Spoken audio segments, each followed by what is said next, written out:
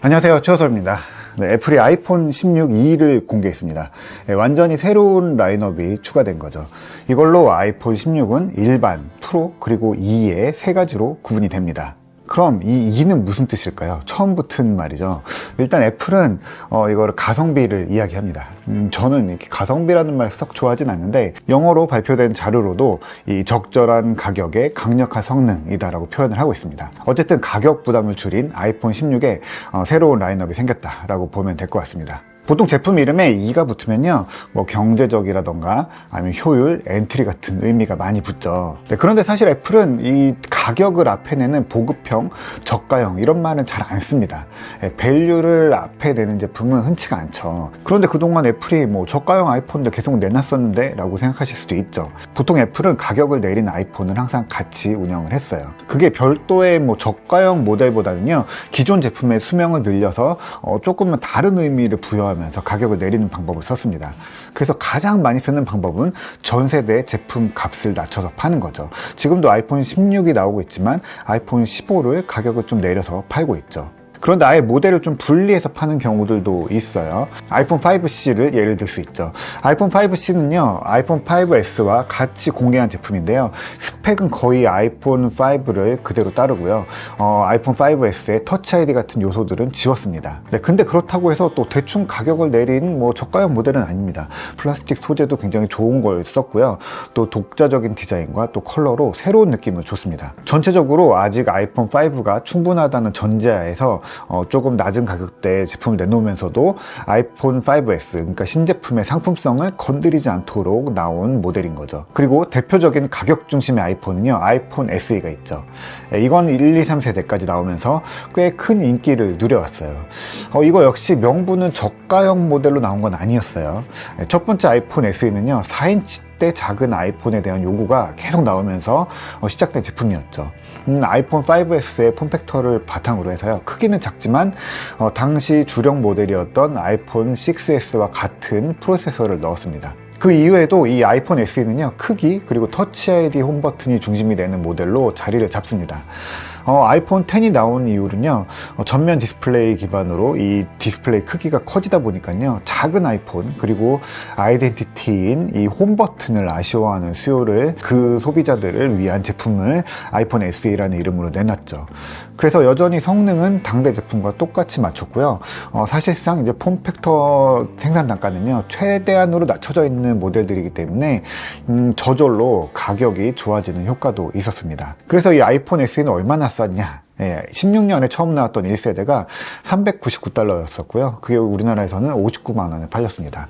그리고 2020년에 2세대가 399달러, 그리고 우리나라에서는 55만 원에 팔렸었고, 2022년에 3세대가 나왔는데 그게 429달러, 65만 원에 팔렸었습니다.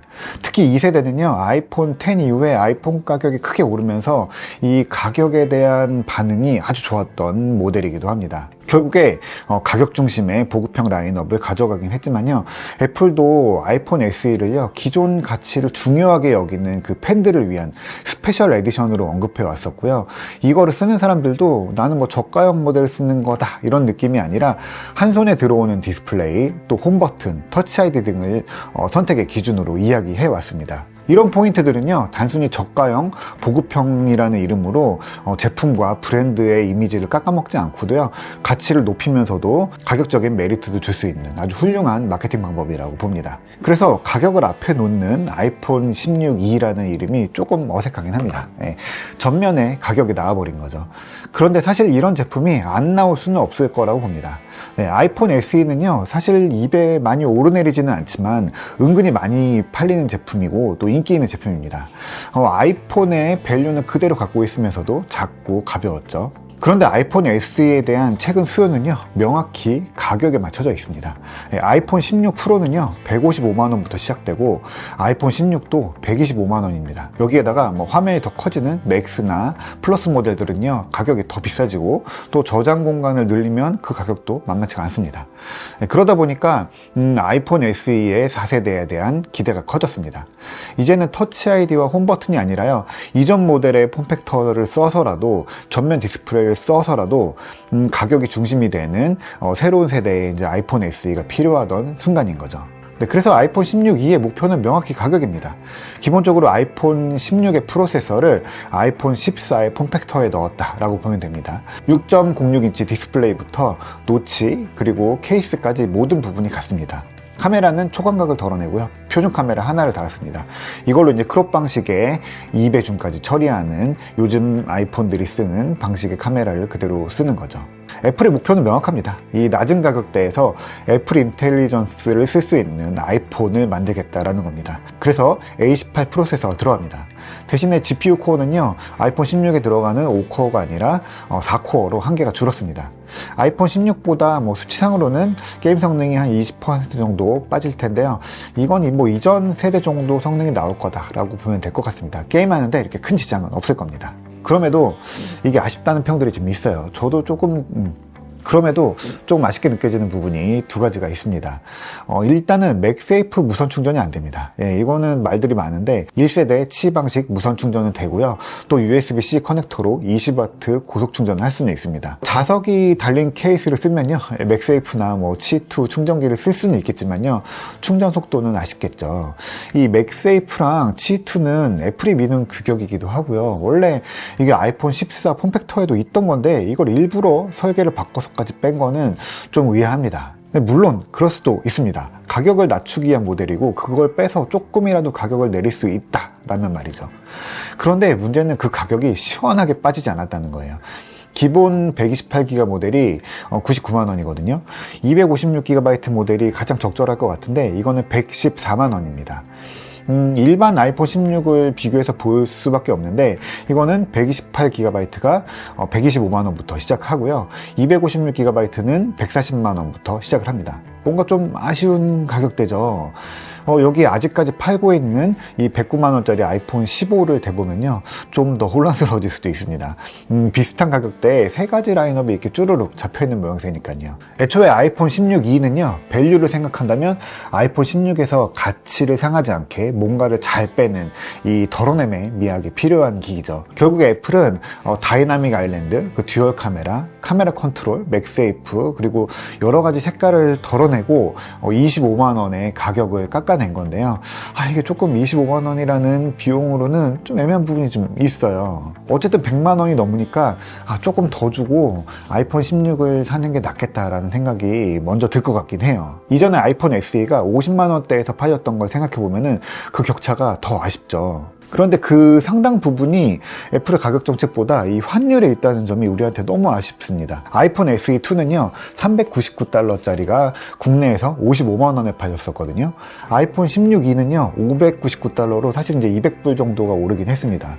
그래도 아이폰 16에 799달러랑 비교를 해보면 200달러, 적지 않은 가격 차를 만들어낸 거죠. 그런데 우리는 599달러가 99만원이 되는 이런 놀라운 환율의 시대에 살고 있습니다. 이게 얼마나 많이 오른 거냐면요, 미국 판매가의 10% 정도를 부가세로 이제 가정해서 붙이고 그걸 우리나라 판매가로 이렇게 나누면은 1달러당 얼마의 가격이 결정되는지 볼 수 있겠죠. 그렇게 따져보면은 아이폰 16은 1달러가 한 1420원 정도고요. 아이폰 16e는요, 1500원 정도가 됩니다. 그러니까 599달러랑 799달러만큼의 체감이랑은 확실히 다른 가격이 나올 수밖에 없는 거죠. 만약에 아이폰 16e가 아이폰 16이랑 비슷한 환율대에 나왔으면요, 아이폰 16e는요 85만원 정도부터 시작됐을 겁니다. 그러면은 125만원에 파는 아이폰 16이랑 85만원에 파는 아이폰 16e랑 느낌이 완전히 달라지죠. 그래서 지금 이 환율에서는 우리나라 소비자 입장으로 보면 차라리 아이폰 16을 사는 편이 낫겠다는 느낌이 들게 됩니다. 자연스러운 현상이죠. 그렇다고 아이폰 16의 값을 올려서 그 폭을 맞추는 거 옳지 않죠. 플레이스테이션이 약간 그런 식 전략을 썼는데 이게 굉장히 저항이 큽니다. 물론 아이폰 16과 16e 사이에 25만원이라는 돈이 작은 차이는 아니지만요, 지금 우리나라의 상황에서는요, 그 25만원 정도를 더 투자를 해서 일반 아이폰 16으로 넘어가는 편이 더 나을 수 있겠다라는 생각을 지우기가 어렵습니다. 그래서 우리나라에서 아이폰 16e는 어떻게 될까요? 저는 직접 구매하는 것보다는요, 환율에 좀 유연하게 대응할 수 있는 별도의 채널, 그러니까 통신사들을 통해서 약정이랑 그에 따른 적절한 보조금을 얹어서 판매되는 모델로 유리하게 쓸 수 있을 것 같습니다. 차라리 지금 팔고 있는 아이폰 15를 사겠다 하시는 분들도 계실지 모르겠는데요. 저는 일단 지금 상황에서는 아이폰 15는 추천하지 않습니다. 아이폰 15는 물론 폼팩터로는 더 좋을 수 있지만요, 애플 인텔리전스를 쓸 수가 없어요. 애플 인텔리전스는 앞으로 몇 년 동안 이 아이폰의 경험을 결정하는 중요한 기준이 될 거거든요. 그러니까 레티나 디스플레이가 있는 또 없는 아이폰을 떠올리면 될 것 같아요. 그래서 꼭 아이폰 15보다는 최소 아이폰 16 라인업을 고르시는 게 좋습니다. 마지막으로 아이폰 16E에 숨은 미션, 숙제가 하나 더 있습니다. 바로 모뎀입니다. 애플이 직접 만든 모뎀이 처음으로 쓰여요.